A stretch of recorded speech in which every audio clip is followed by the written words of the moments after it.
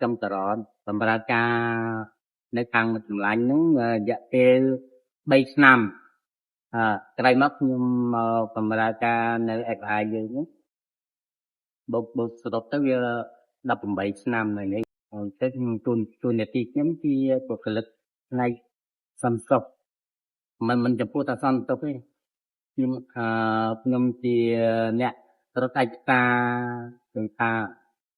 អង្គការយើងត្រូវការរត់ឯកសារទៅខាងក្រសួងណាទេខ្ញុំថ្ងៃដែលចែកចាយលិខិតតាមជួងអញ្ចឹងណាខ្ញុំធ្វើការនេះគឺជួងអង្គការនេះគឺថាមានមោទនភាពដ៏ខ្ពង់ខ្ពស់ដែលបានអង្គការជួយពង្រឹងបំរុងខ្ញុំទាំងជីវភាពទាំងការរស់នៅខ្ញុំពីមុនមកខ្ញុំមានការលំបាកបានអង្គការយើងនៅជួយដល់ចៅខ្ញុំទាំង4នាក់តាំងពីតូចមករហូតមកជួយដូចជា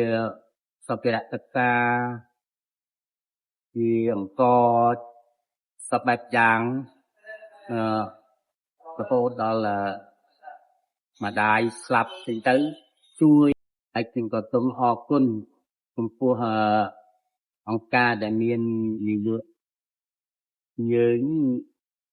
ដែលជួយពង្រឹងបំរុងខ្ញុំក៏បាត់យ៉ាងពីមុនខ្ញុំមានការខ្វះខាត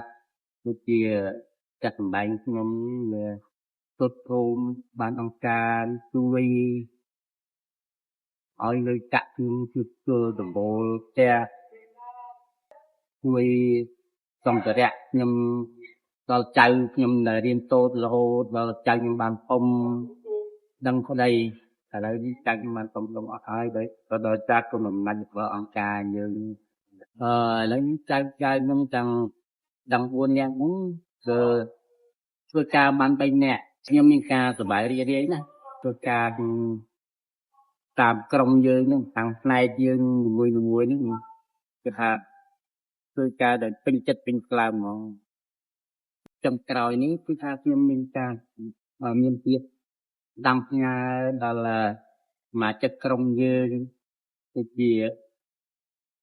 បុគ្គលិកយើងទាំងអស់ដែលសហការគ្នាពីមុនមកឲ្យខិតខំជួយធ្វើការដើម្បីផលប្រយោជន៍